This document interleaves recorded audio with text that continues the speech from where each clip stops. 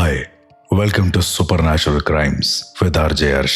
कई बार कुछ घटनाएं ऐसी होती हैं जिनका जवाब ना तो साइंस के पास होता है और ना ही किसी आम इंसान की सोच के पास।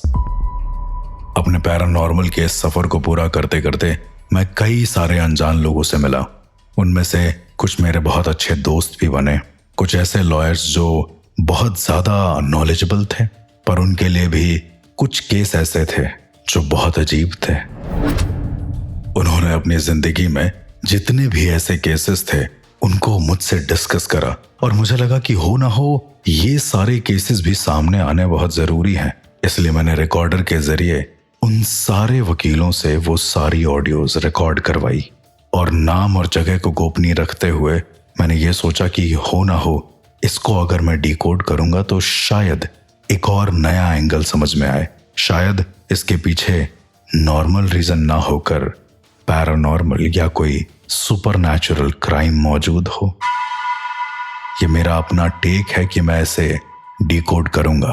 तो चलिए सुनते हैं आज की पहली रिकॉर्डिंग, आज की पहली ऑडियो लॉग जो मुझे एक वकील से मिला था। Audio log 21, case number 361। ये केस पता नहीं क्यों मेरी लाइफ का पहला ऐसा केस था जहां कुछ समझ में नहीं आ रहा था कि सच क्या है, झूठ क्या है। ये 2005 ये केस है उड़ीसा की एक ऑर्डिनरी फैमिली में रहने वाले मधुसूदन और श्याम, दो भाइयों का, जो अपनी बीवी और बच्चों के साथ एक जॉइंट परिवार में जीवन बिताते थे।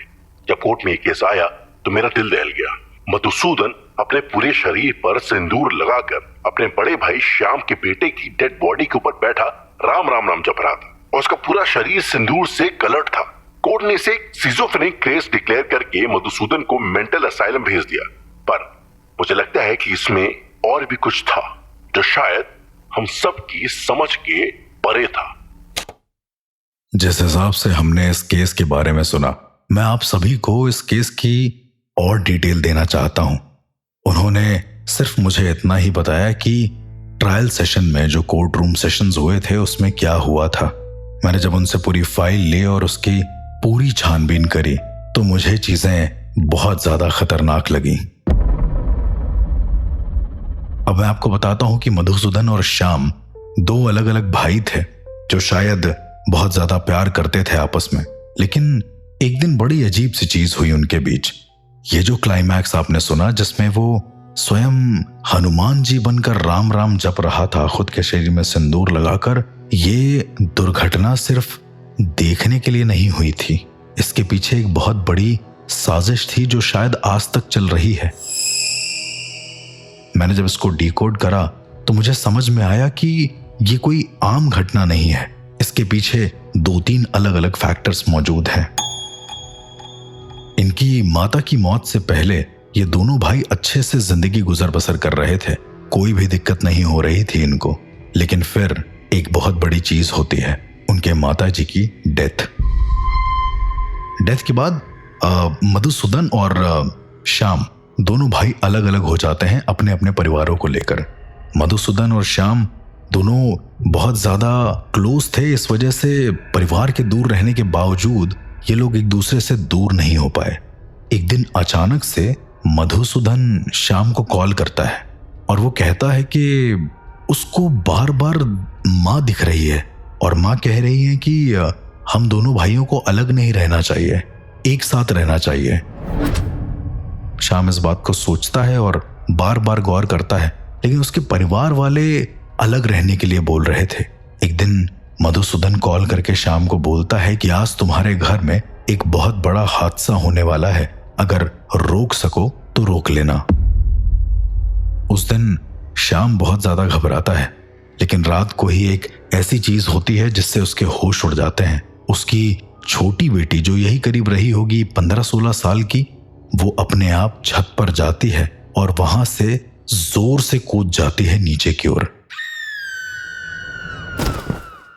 जिससे उसके शरीर में और उसके शरीर के कई अंगों में चोट आती है। श्याम इस बात से बहुत घबराता है और वो पूछता है मधुसूदन से कि तुमने ऐसा क्यों कहा। तो मधुसूदन कहता है कि मेरे अंदर माता आ गई थी और उन्होंने बोला था। आप सबको सुनने में ये कहीं बुराड़ी केस जैसा तो नहीं लग रहा है? कभी कभी ऐसा होता है कि कुछ केसेस हमारे दिमाग से और हमारी आंखों के सामने से ओझल रहते हैं, लेकिन जब वो हमारे सामने आते हैं तो बहुत ही ज्यादा भयानक रूप में होते हैं। जैसे कि ये केस। धीरे धीरे करके मधुसूदन ने श्याम को और उसकी पूरी फैमिली को कन्विंस कर लिया कि उसके अंदर उसकी मां आ रही हैं और वो चाहती हैं कि सब साथ रहें।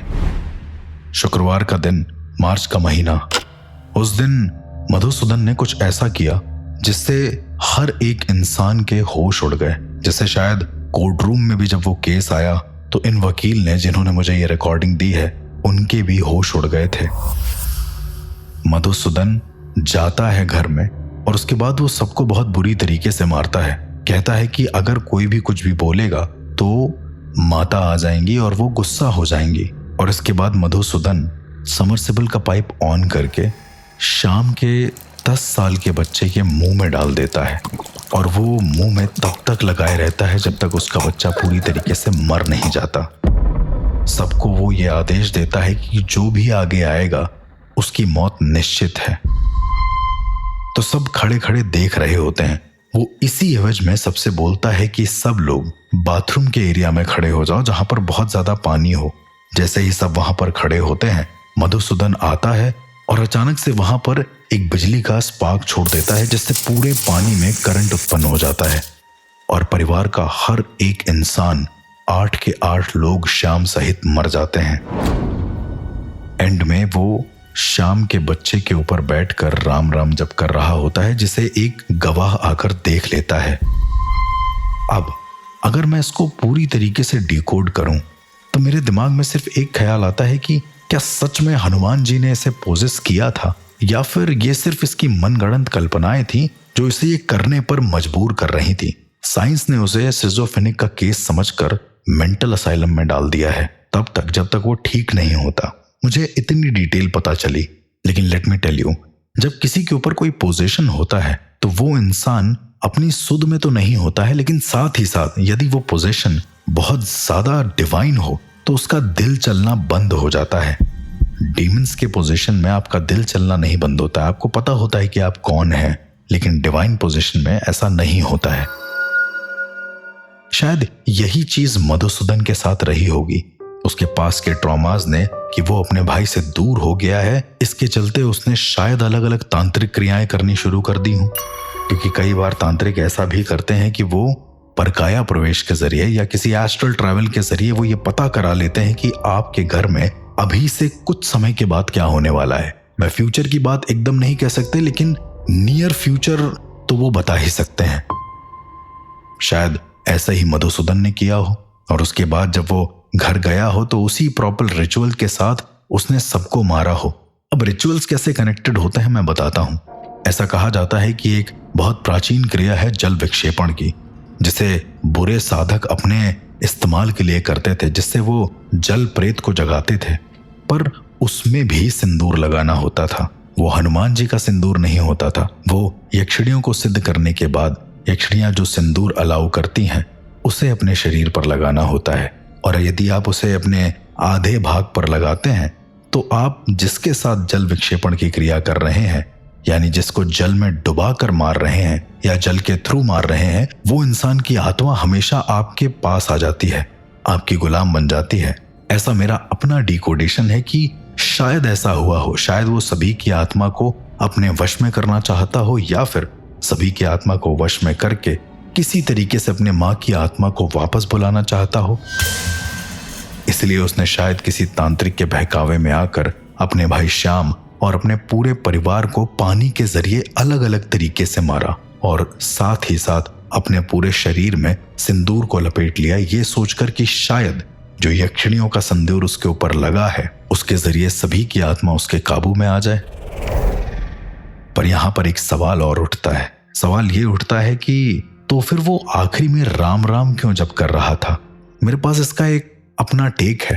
वो शायद इसलिए राम राम जप कर रहा था क्योंकि सबको मारने के बाद उसकी अपनी कॉन्शियसनेस शायद वापस आ गई हो। शायद वो जिस लाश के ऊपर बैठा था उसे और अपने भाई के जितने भी परिवार वालों को उसने पानी में करंट देकर मारा था, उनकी मौत को देखकर वो सदमे में आ गया हो और पूरी तरीके से पागल हो गया हो। अब चूंकि सिंदूर से हम हनुमान जी को हमेशा कनेक्ट करते हैं, तो वो राम राम राम जब करने लगा हो, ऐसी भी पॉसिबिलिटी हो सकती है। खैर, उसे अभी मेंटल असाइलम में रखा गया है और न जाने कब तक वो वहां पर रहेगा। उसका राम राम कहना अभी भी बंद नहीं हुआ है बाय द वे। और मैं ये नहीं कह रहा हूं कि वो एग्जैक्टली उसके अंदर हनुमान जी ही आए हों, पर शायद किसी प्राचीन विद्या को करते, पर शायद किसी तांत्रिक के बहकावे में आकर उसने जो भी हरकत करी है वो उस पर इतनी ज्यादा भारी कर गई है कि उसने अपने परिवार को तो खो ही दिया, साथ ही साथ उसने अपनी मेमोरी को किसी ऐसी जगह स्टक कर दिया है जहां से बाहर आना उसके लिए पॉसिबल नहीं है। और जिस चीज का जवाब आज भी सारे लोग खोज रहे हैं। कल मिलते हैं एक अगले ऑडियो लॉग के साथ, जहां पर एक वकील कुछ और बता रहा है जो शायद इस केस से भी ज्यादा भयानक और पेचीदा है। कल मिलते हैं और उसे साथ में डिकोड करते हैं कि क्या पॉसिबिलिटी हो सकती है। और मेरी डिकोडेशंस सिर्फ मेरा अपना टेक है, तो अपने विवेक से काम लीजिए और खुद डिसाइड करिए कि इसके अंदर कुछ नेचुरल चीजें हो रही थी या ये 8. कई बार कुछ केसेस हमारे सामने ऐसे आते हैं जो केसेस ऐसा लगता है कि इनको किसी आम आदमी ने नहीं किया होगा, इन पर किसी भूत प्रेत का साया होगा तभी ऐसा हुआ होगा। पर एट द एंड परीक्षण करते समय ये समझ में आता है कि इन सारा का सारा जितना भी सिनेरियो हुआ है, इन सब में एक चीज कॉमन है, वो है बहुत बुरी तरीके से किसी को मारना।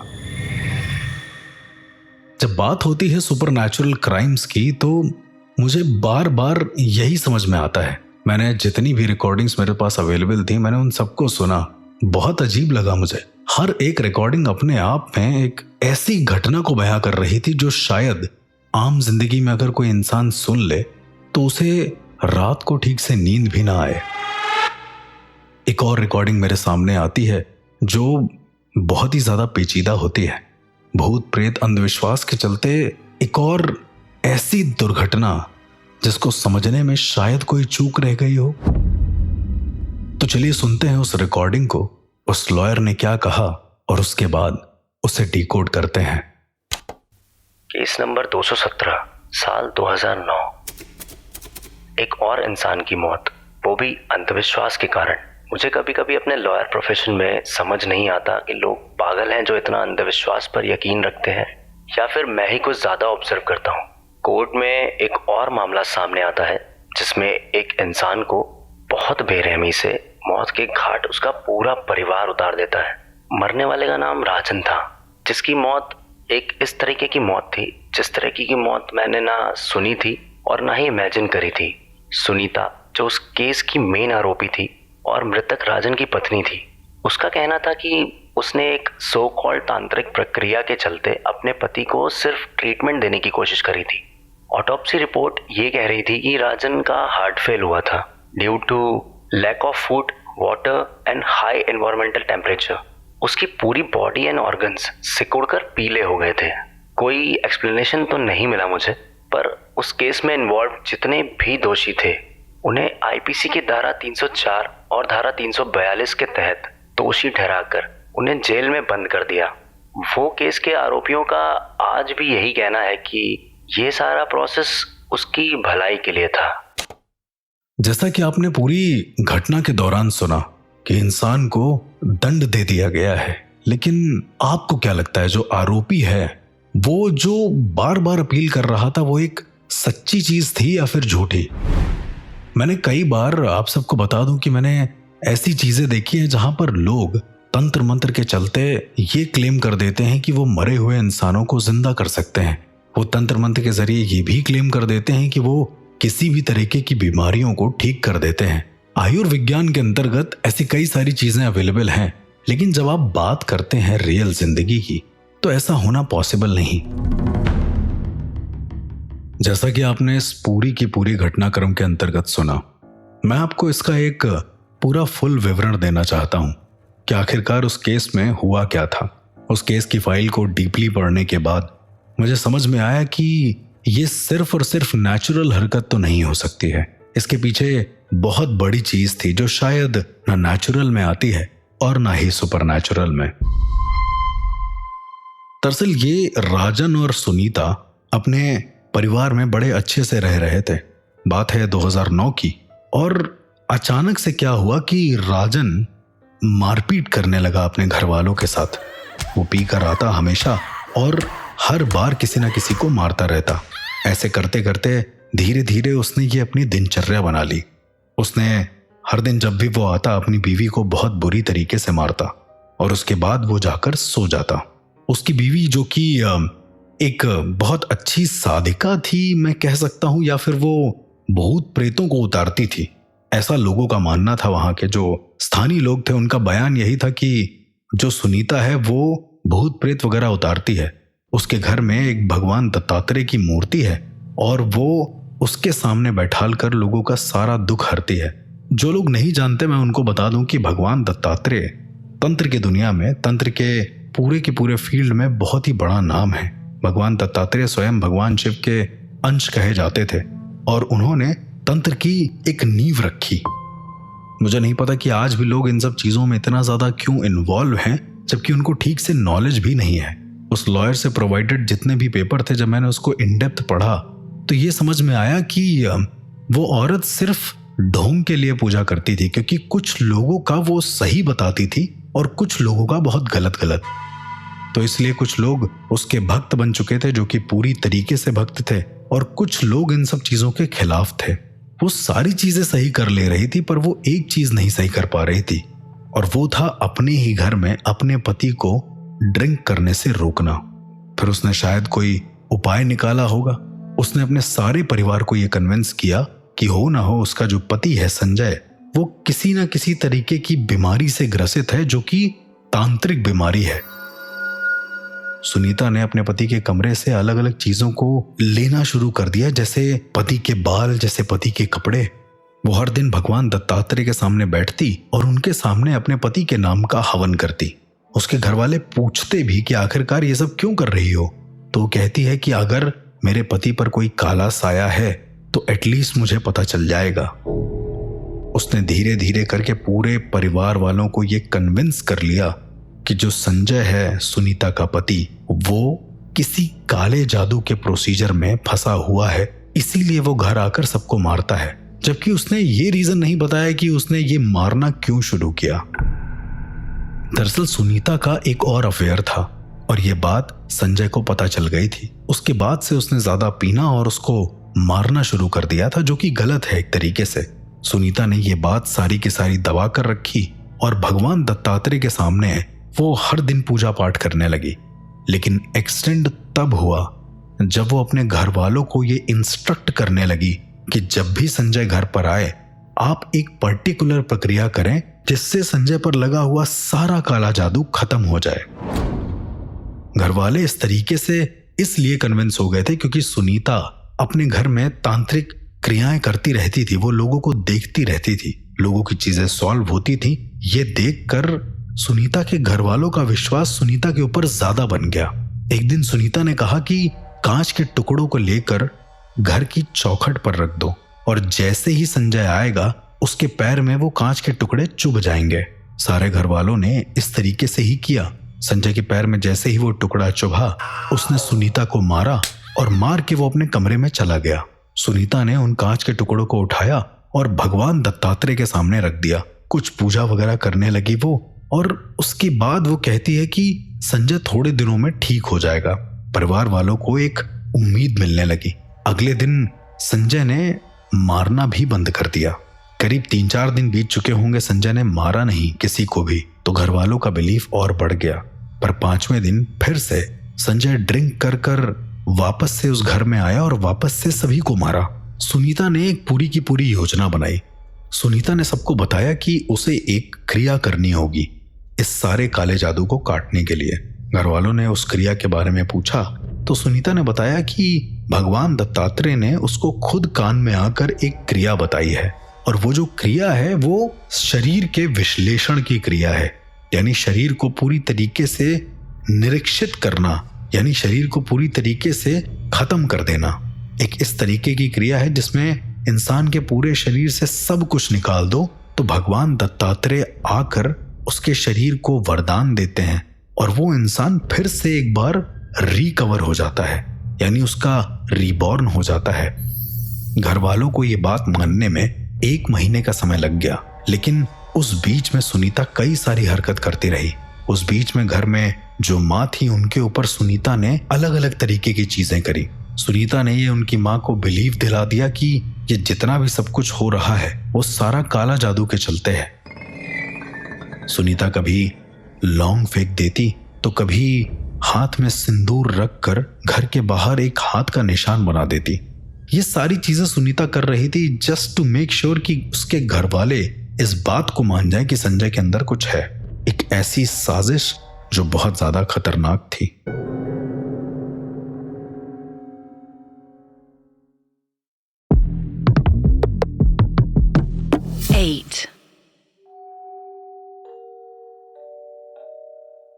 जैसा कि आपने उस रिकॉर्डिंग में सुना कि वो लॉयर बता रहे थे कि उस इंसान की बॉडी बहुत गंदी तरीके से बर्बाद हो चुकी थी। सुनीता ने यही काम किया। सुनीता ने एक दिन पूरी तरीके से सारा प्लान बनाया और कई सारे सिडेट्स को वो किसी मेडिकल स्टोर या किसी जान पहचान के स्टोर से ले आई। उसने घर वालों को बोला कि जिस वक्त संजय घर पर आए और वो सो जाए तो उसकी मार खा लेना और जैसे ही वो सोता है उसके ऊपर इंजेक्शन लगा देना। ये सारे सिडेट्स को एक साथ लगा देना ताकि वो उठ ना पाए, क्योंकि अगर वो उठ गया तो उसके अंदर का शैतान बाहर आएगा। उसने घर वालों को तो कन्विंस कर ही लिया था, साथ ही साथ उसने ये भी बताया था कि जब तक वो होश में रहेगा उस पर शैतान सवार हो जाएगा और उस शैतान को खत्म करने का सिर्फ एक ही तरीका है और वो है भगवान दत्तात्रेय। जब पूरी तरीके से संजय को सिडेट्स दे दिया गया, संजय बेहोश हो गया, तो संजय को उसी मूर्ति के सामने लाया गया जहां पर अक्सर सुनीता पूजा पाठ किया करती थी।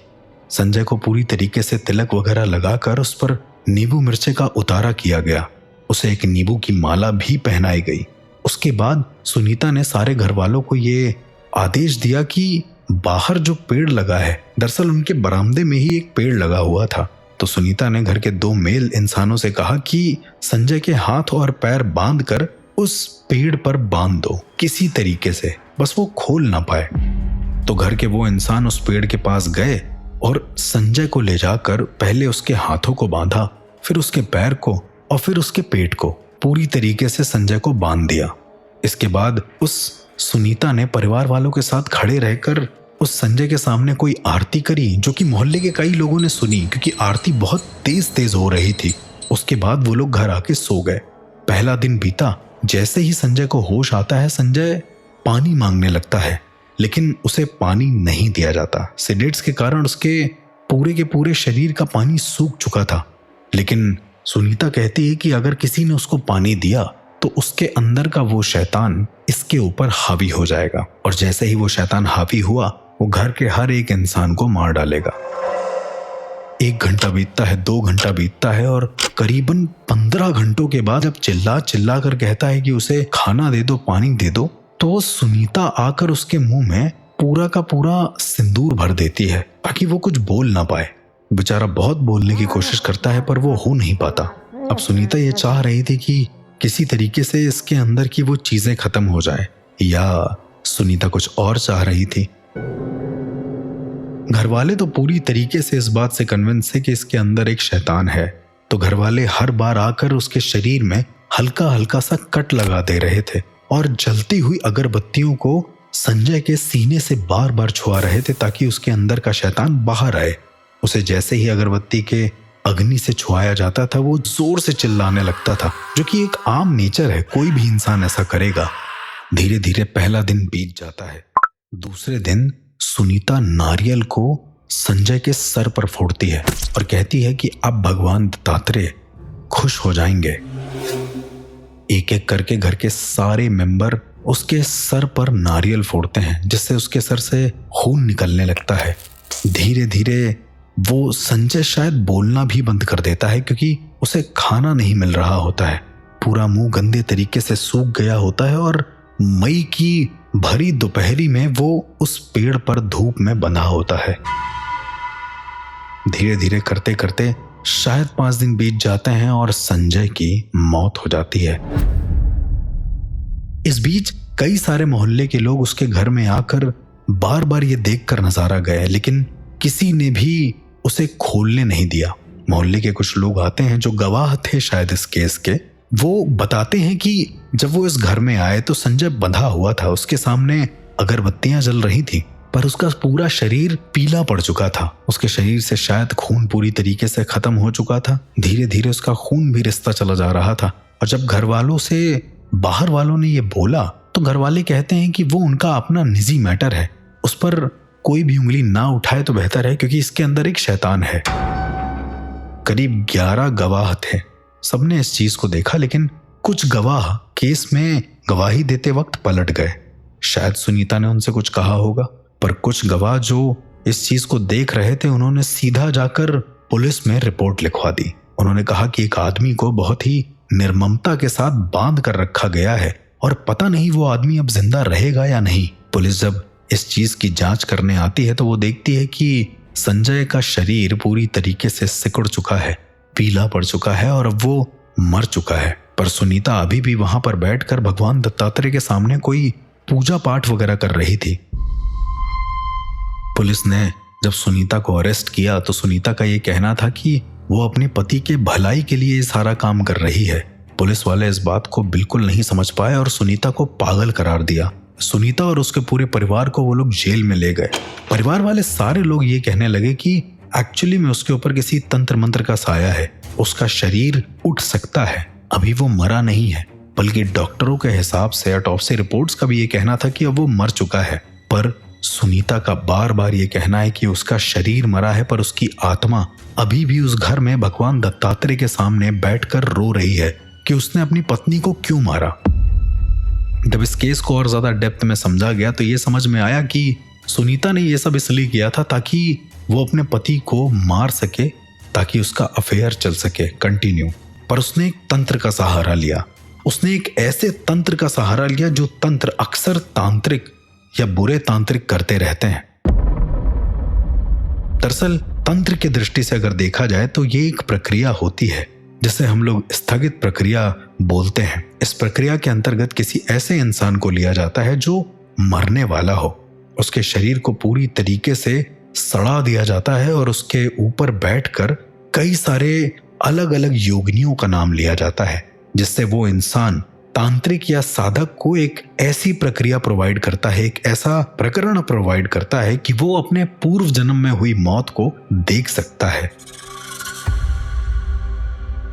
ये मेरी तरफ से एक तांत्रिक दृष्टिकोण था जो मुझे लगता है कि शायद ये बात रही होगी, पर एक्चुअल में जो बात थी कोर्ट ने उसे प्रॉपर सजा दी है वो यही थी कि वो ये जो प्रक्रिया कर रही थी ये सारी की सारी प्रक्रिया एक अंधविश्वास थी और उसने अपने पति को सिर्फ इसलिए मारा क्योंकि उसका जो पति था वो गलत तरीके से उसे ट्रीट कर रहा था। उसके एक्सटर्नल अफेयर के बारे में उसे पता चला था। इस वजह से जब सुनीता के एक्सटर्नल अफेयर वाले बॉयफ्रेंड को बुलाया गया कोर्ट में तो ये पता चलता है कि सुनीता किसी तरीके के तांत्रिक प्रक्रिया में इन्वॉल्व थी। उसे कोई गुरु नहीं मिला था, इसलिए वो स्वयं भगवान दत्तात्रेय की मूर्ति को घर में रख के कुछ ना कुछ पूजा पाठ करा करती थी। इक्का दुक्का उसका जो तुक्का लगता था, गैस लगता था लोगों को लेकर, वो बिल्कुल सही होता था, लेकिन बाकी सब कुछ खराब होने लगा। और इसी अधूरी तंत्र के नॉलेज के चलते सुनीता ने अपने पति संजय के ऊपर इस बुरे तंत्र को प्रयोग किया। उसको पता नहीं था कि आखिरकार इस तंत्र से होता क्या है या फिर किस तरह के लोग इस तंत्र को कर सकते हैं, पर उसने इस तंत्र को इस पर इस्तेमाल किया। वो चाहती थी कि शायद उसे पूर्व जन्म का पता चल जाए, या एक अधूरी नॉलेज के चलते उसे लगता था कि अगर वो संजय को मार देगी तो संजय की आत्मा उसका गुलाम बन जाएगी और किसी तरीके से उसकी मदद करेगी। ये सिर्फ मेरा एक अपना डिकोडेशन था कि सुनीता एक्चुअली में क्या सोच रही थी। यदि वो कॉमन पर्सपेक्टिव पे सोच रही थी तो शायद उसे डर था कि वो संजय को मार दे तो ज्यादा बेहतर है, लेकिन अगर तंत्र के पर्सपेक्टिव से सोचें तो वो एक ऐसी शिष्या थी, ऐसी साधिका थी जिसका कोई गुरु नहीं था। इसलिए वो जो भी आधा अधूरा तंत्र कर रही थी वो अपने घर वालों पर और अपने पति पर आजमा रही थी। उसका ये आजमाना उस पर इतना भारी पड़ गया कि आज भी वो जेल में है और शायद ताउम्र उसे जेल में ही रहना पड़े। इस वक्त उसका क्या हुआ होगा ये मुझे भी नहीं पता, लेकिन जब मैंने उस पूरे केस की छानबीन अच्छे से करी तो मुझे समझ में आया कि वो घर अभी भी वैसा का वैसा ही है। उस घर में भगवान दत्तात्रेय की मूर्ति तो है, लेकिन उसकी कोई पूजा नहीं करता। वो पूरी तरीके से वो घर अबेंडन कर दिया गया है। पुलिस ने उसे सील कर दिया है और शायद अब वो घर किसी को भी ना मिले। तंत्र मंत्र के चलते इंसान इतना पागल हो जाता है कि वो कभी भी रिश्तों की गहराइयों और रिश्तों की महत्ता को समझ नहीं पाता। मेरा आप सबसे यही निवेदन है कि तंत्र का बिना जाने इस्तेमाल करना शायद आपके लिए और आपके पूरे परिवार के लिए बहुत ही भयानक हो सकता है, जैसा कि आपने इस केस में सुना, जो कि शायद नेचुरल था या सुपर नेचुरल, ये आज तक डिकोड नहीं हो पाया है। कल मिलता हूं आपसे एक और कहानी को लेकर, जो मुझे उसी लॉयर ने अपने ऑडियो लॉग के जरिए भेजी, और वो कहानी इस कहानी से कई गुना अजीब थी, क्योंकि उस कहानी ने मेरे दिमाग में कई अनसुलझे सवाल छोड़ दिए।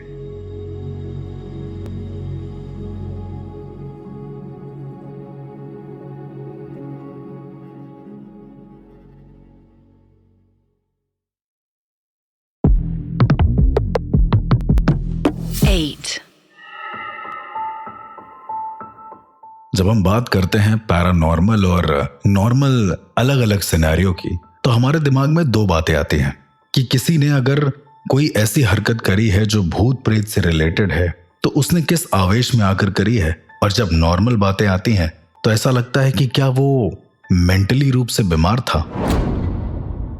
मैंने अपने पूरी की पूरी जिंदगी में कई सारे ऐसे केस देखे और सुने जो बहुत ही ज्यादा अजीब थे, जहां पर यह नहीं पता चल रहा था कि इंसान ने अपने दिमागी हालत के खराब होने की वजह से यह सारा काम कर दिया है या फिर इसके पीछे सच में कोई पैरानॉर्मल रीजन है।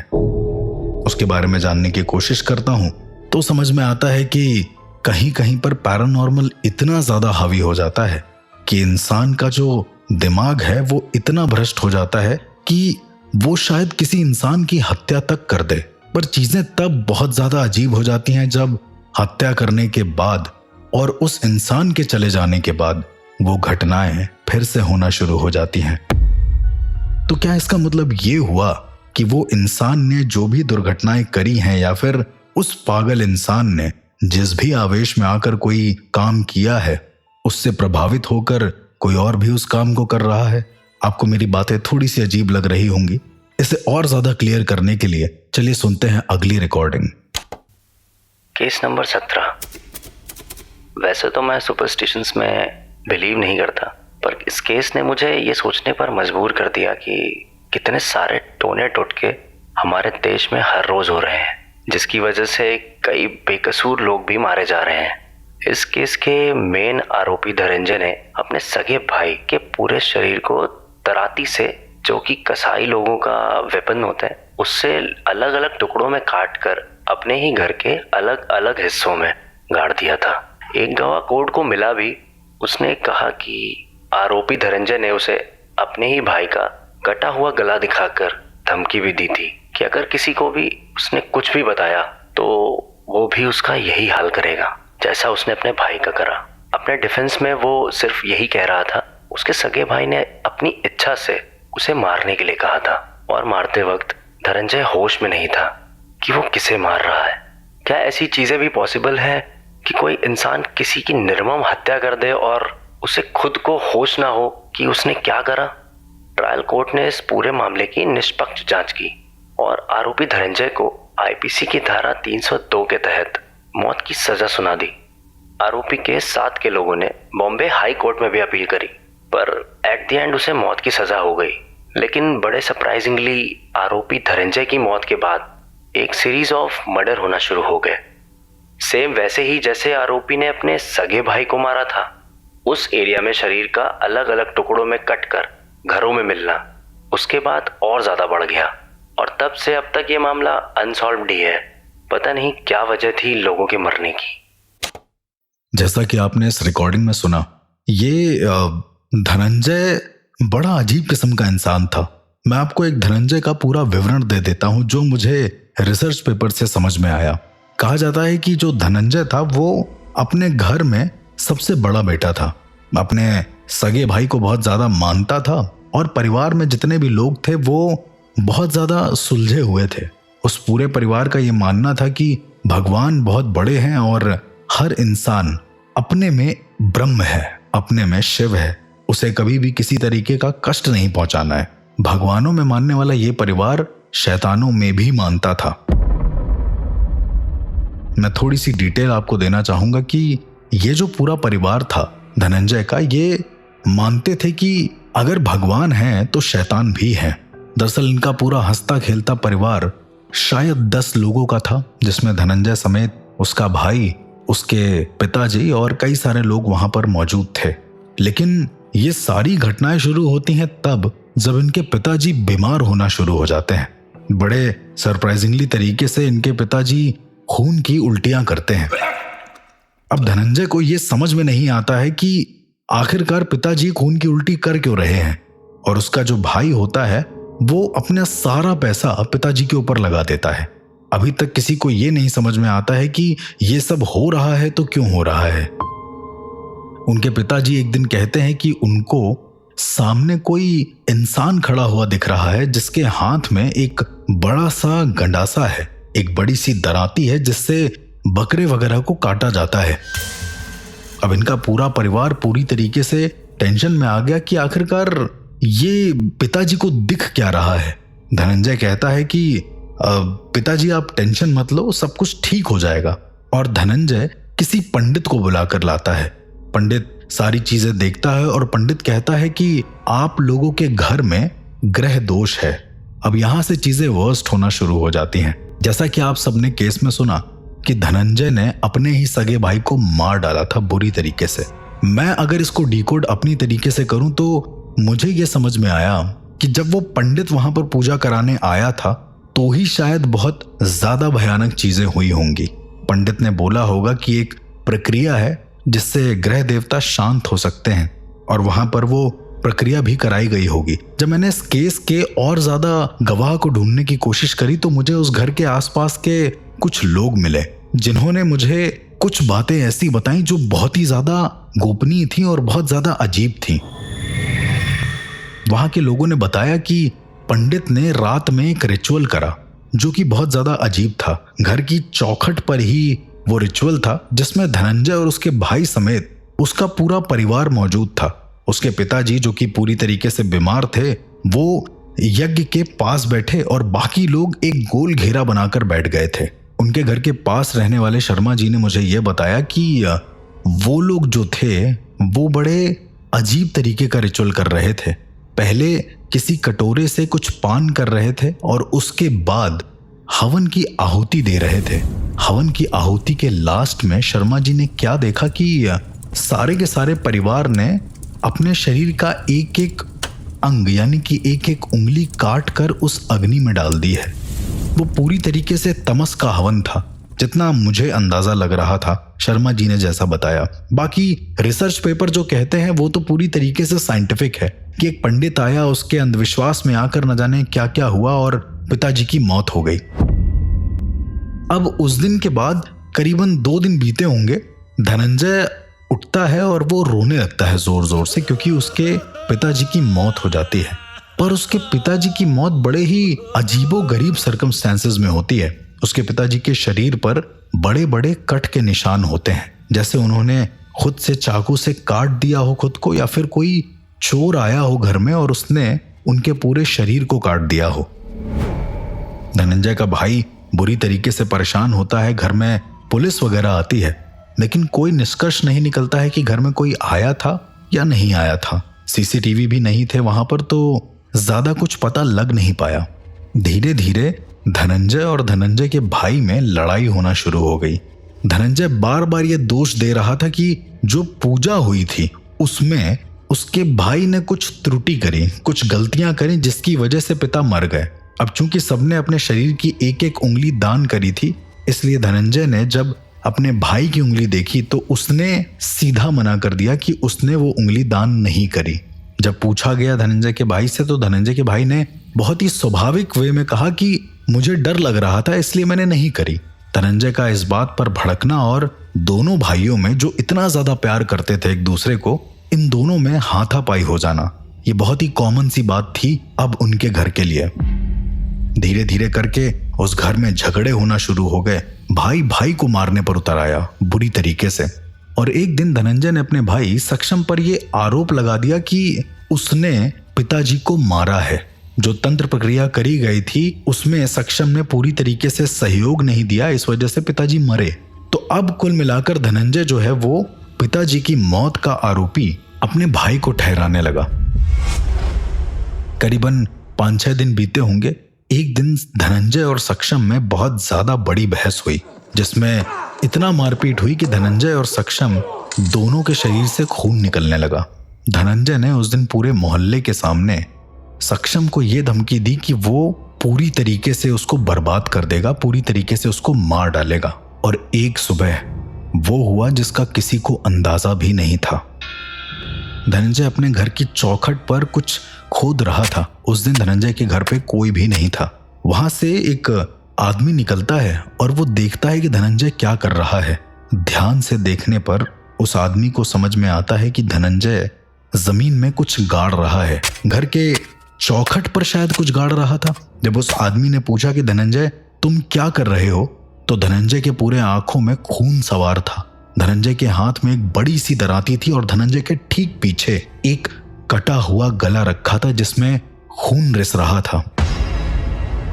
यह आदमी ये देखकर बहुत ज्यादा डर जाता है और जब उसे गौर से देखता है तो पता चलता है कि वो किसी और का गला नहीं बल्कि उसके खुद के भाई सक्षम का गला रखा हुआ है। उसने दराती से सक्षम का गला काट दिया है और घर की चौखट पर सक्षम के गले को वो दफन करने जा रहा है। वो आदमी वहां से भागने की कोशिश करता है, पर धनंजय चिल्लाकर और दराती को अपने हाथ में लेकर ये कहता है कि अगर उसने किसी को ये बात बताई तो वो उसका भी यही हाल करेगा जैसा सक्षम का गला काट कर हाल किया है।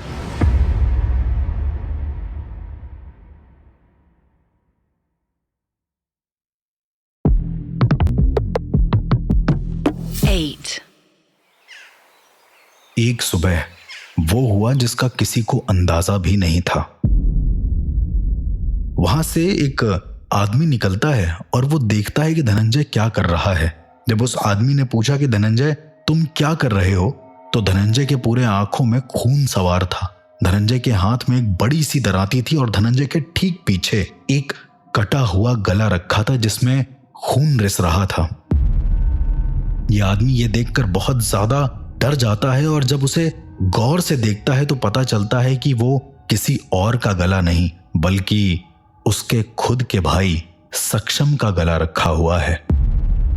वो आदमी वहां से भागने की कोशिश करता है, पर धनंजय चिल्लाकर और दराती को अपने हाथ में लेकर ये कहता है कि अगर उसने किसी को ये बात बताई तो वो उसका भी यही हाल करेगा जैसा सक्षम का गला काट कर हाल किया है। वो गवाह जिसने ये सारी चीजें देखी होती हैं वो धनंजय के इस हरकत को देखकर, उसके इस भयंकर रूप को देखकर वहां से भाग उठता है और वहां से भागकर सीधा पुलिस स्टेशन जाता है और उनको बताता है कि वो अपने ही भाई सक्षम के गले को काट कर बेरहमी से घर की चौखट पर गाड़ रहा है। पुलिस इस पर तुरंत एक्शन लेती है और जैसे ही घर आती है तो देखती क्या है कि वो धनंजय के सर को दराती से बार बार लगा लगा कर अंदर कर रहा है, जिससे खून के छींटे धनंजय के मुंह पर आ रहे हैं। उसको ये भी डर नहीं लग रहा है कि वो पुलिस के सामने है या फिर उसके घर की चौखट पर जितना बुरा कृत्य वो कर रहा है उसे कोई देख लेगा। पुलिस के आने पर वो पुलिस से बड़े ही अजीब से स्वर में कहता है कि वहीं खड़े रहो, जरा मुझे इसके सर को ठीक से गाड़ लेने दो। पुलिस ये सब देखकर बहुत ज्यादा भयभीत हो जाती है, क्योंकि एक ऐसा नजारा जहां पर अपना ही सगा भाई उसके भाई के सर को जमीन में गाड़ दे। जैसे ही वो अपने भाई के सर को गाड़ रहा होता है, वो अपने मुंह से एक शब्द निकालता है। वो कहता है कि जय काली मां, और ये कहकर वो बेहोश हो जाता है। पुलिस उसे गिरफ्त में ले लेती है और रात को जब उससे सारी चीजें पूछी जाती हैं तो वो कहता है कि उसके खुद के भाई ने ये सारी बातें कही कि उसे मारना है तभी पापा जिंदा हो पाएंगे। अब यहां पर यह मामला बहुत ज्यादा पेचीदा हो जाता है। जैसा कि कोर्ट रूम में बताया गया था कि जो धनंजय है आरोपी, वो ये कह रहा है कि उसने ये सब अपने सगे भाई के कहने पर किया। मतलब जब उसके भाई ने ये बोला कि उसे मार दो तभी धनंजय ने मारा। उसने पुलिस को भी यही बयान दिया। पर अब यहां पर दो चीजें सामने आती हैं। या तो धनंजय की दिमागी हालत पूरी तरीके से खराब है, और या तो धनंजय जो है वो पुलिस को बहकाने की कोशिश कर रहा है। पुलिस ने लाई डिटेक्टर टेस्ट तक किए, लेकिन उस टेस्ट में कुछ सामने आया नहीं। कई सारे क्रिमिनल साइकोलॉजिस्ट आए उसके सामने, लेकिन उसने यही बात बोली कि उसके खुद के सगे भाई ने ये सारी बातें कही। हमने एक नॉर्मल पर्सपेक्टिव तो जान लिया, लेकिन चलिए समझते हैं कि धनंजय ने क्रिमिनल साइकोलॉजिस्ट से बोला क्या। धनंजय कहता है कि एक दिन उनकी बहुत ज्यादा भयंकर बहस हुई, और उसके अगले दिन सक्षम धनंजय से कहता है कि उसने एक नए तरीके का तंत्र प्रोसीजर जाना है जिसमें वो पिताजी की आत्मा को हमेशा के लिए मुक्ति दिला देगा। उसे जिंदा तो नहीं कर सकता, लेकिन जो तांत्रिक प्रक्रिया कराई गई थी उसे वो फिर से सही कर सकता है। तो धनंजय इस बात से एग्री हो जाता है। अब सवाल यहां पर यह उठता है कि सक्षम को तांत्रिक क्रियाओं से तो डर लगता था ना, तो फिर कैसे वो तांत्रिक क्रियाओं में लीन हो सकता है। अगेन उसके बाद वो लोग अपने ही घर के आंगन में, शायद वहां पर एक छोटा सा नल लगा हुआ था, उसको हटाकर एक छोटा सा हवन बनाते हैं और उस हवन के सामने बैठकर 2 दिन तक अनुष्ठान करते हैं काली माता का। वहां पर एक दराती भी रखी होती है जिसकी पूजा उसको रोज करनी होती है। सक्षम धनंजय को यह बताता है कि अगर इस दराती की रोज पूजा करोगे 3 दिन तक तो इस दराती में एक ताकत आ जाएगी, और जैसे ही ये दराती में ताकत आती है, धनंजय तुम मेरा खून कर देना। सक्षम के ये वर्ड्स थे, और ये बात धनंजय जेल में बैठकर साइकोलॉजिस्ट को बता रहा होता है। बड़ी अजीब सी चीज होती है। धनंजय आगे बताता है कि उसने ऐसा ही किया। 3 दिन के बाद उसने दराती को पूरी तरीके से गर्म किया और अपने घर के सारे मेंबर्स को कहीं बाहर भेज दिया। उनको पता नहीं था कि घर में क्या चल रहा है। ये प्रक्रिया रोज रात को वो 12-1 बजे के आसपास करते थे और सुबह करीबन 5-6 बजे खत्म कर देते थे। धनंजय ने तीसरे दिन दराती को उठाया और सक्षम ने कहा कि पहले उसकी उंगली को काटो, जिस उंगली की बलि वो पहले देना चाहता था पिताजी को ठीक करने के लिए। तो वैसे ही किया। धनंजय ने उसकी उंगली काटकर उस अग्नि में प्रज्वलित कर दी। उसके बाद सक्षम कहता है कि मेरे मुंह पर जितना हो सके कपड़ा बांध दो और उसके बाद मेरे शरीर के हर एक अंग को बराबर से काटो। हाथ अलग, पैर अलग, धड़ अलग, हर एक चीज अलग अलग काटो। धनंजय का दिल तो नहीं कर रहा था, पर इतना ज्यादा बुरा कृत्य धनंजय कह रहा था कि उसको मन नहीं था ये सब करने का, पर दराती हाथ में लेते ही उसके अंदर बहुत ही फियर्स कोई पावर आ गई और उसके बाद उसने सक्षम के शरीर को बुरी तरीके से काटना शुरू कर दिया। जब उसने सक्षम के हाथ काटे तब तक सक्षम जिंदा था, सक्षम के पैर काटे तब तक भी वो थोड़ा सा जिंदा था, लेकिन जैसे ही उसने धड़ को सर से अलग किया, सक्षम पूरी तरीके से मर गया। सक्षम ने पूरा विधि विधान बताया था। सक्षम ने बताया था कि जो सक्षम का हाथ होगा वो आंगन में पूरी तरीके से दफनाया जाएगा और उसके बाद सक्षम के पैर को धनंजय अपने पिताजी के कमरे में रखेगा, वहां पर इस तरीके से गाड़ेगा जहां पर पिताजी सोते थे, और फिर उसके बाद सक्षम का जो सर है वो धनंजय चौखट पर गाड़ दे। जब धनंजय ने इसकी एक्सप्लेनेशन पहले पूछी होगी तो सक्षम ने यह बताया कि जब उसके पूरे शरीर को अलग अलग घरों के हिस्से में गाड़ देगा तो सक्षम मरने के बाद भी वहां पर रक्षा करेगा, और जब उसके सर को चौखट पर गाड़ेगा तो सक्षम की आत्मा चौखट पर आने वाली हर बुरी नजर को वापस कर देगी। और इसीलिए धनंजय ने यह सारा कृत्य किया और करने के बाद खुद को ऐसा बता रहा था कि वो दोषी है ही नहीं, क्योंकि उसके ऊपर किसी तरह की काली माता या फिर किसी तरह की फियर्स पावर मौजूद थी जिसकी वजह से उसने ये सारा काम किया। पुलिस भी इस केस को सुनकर दंग रह गई कि कोई अपने ही सगे भाई को इतनी बुरी तरीके से कैसे मार सकता है। अब अगर मैं इसको डिकोड करूं अपने तंत्र के पर्सपेक्टिव से तो मुझे ये समझ में आता है कि इसने जिस तरह की साधना करी, इस तरह की साधना बहुत सारे कपालिक अपनी इच्छा पूर्ति के लिए करते हैं। दरअसल पहले के समय में जो कपालिक होते थे, जो बुरे कपालिक होते थे, वो ये सारी साधना करते थे। वो एक शव को बहुत बुरी तरीके से काटते थे और उसे जहां पर वो बैठते हैं उसे अलग अलग स्थानों में गाड़ देते थे। ऐसा करके उनका ऐसा मानना था कि उन्हें ताकत मिलेगी, उन्हें इस इंसान की ताकत मिल जाएगी और उसके बाद इस इंसान की आत्मा आजीवन कपालिकों की गुलाम बन जाएगी। पर काली माँ का जिक्र कभी नहीं हुआ। पर जितना मैंने अपने गुरुओं से सुना, उन्होंने कभी ये नहीं बताया कि काली माँ इस पूजा में इन्वॉल्व थी। दरअसल इस पूजा में किसी भी तरह की देवी को इन्वॉल्व नहीं किया जाता है। ये पूजा प्रेतों के लिए होती है और उनको इन्वॉल्व किया जाता है। जैसे आज के समय पे जितने भी तांत्रिक होते हैं वो मुर्गे या किसी जानवर की बलि देते हैं, ठीक वैसे ही इंसानों की बलि देने का पहले प्रावधान था, जिसे बड़े बड़े साधु महात्माओं ने बंद करा दिया।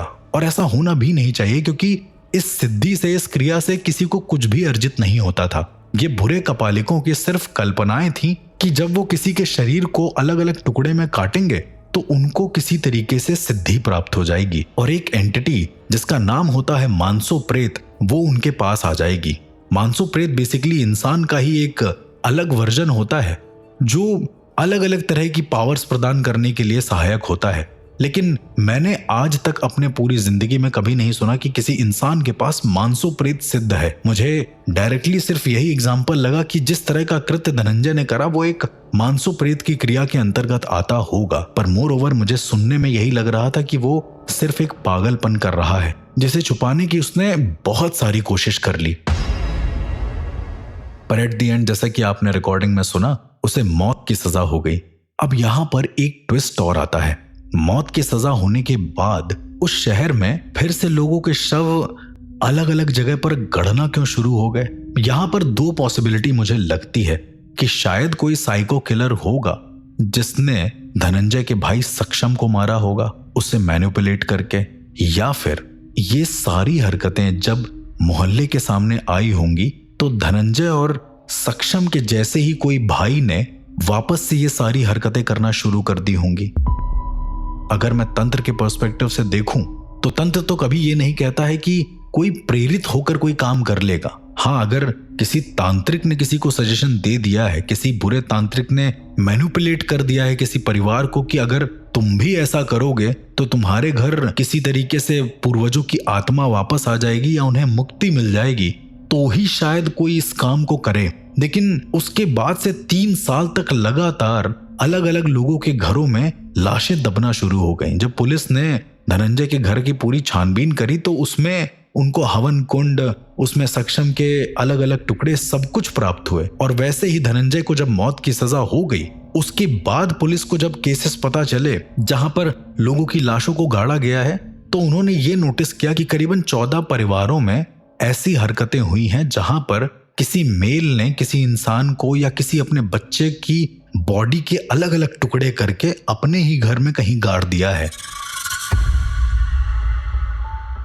जहां तक मेरा मानना है, ये तो पूरी तरीके से एक सीरियल किलिंग का केस ही लगता है मुझे नहीं लगता कि इसमें कोई तंत्र का ऐसा पर्सपेक्टिव जुड़ा है जो किसी भी तरह की साधना को डिफाइन करता हो।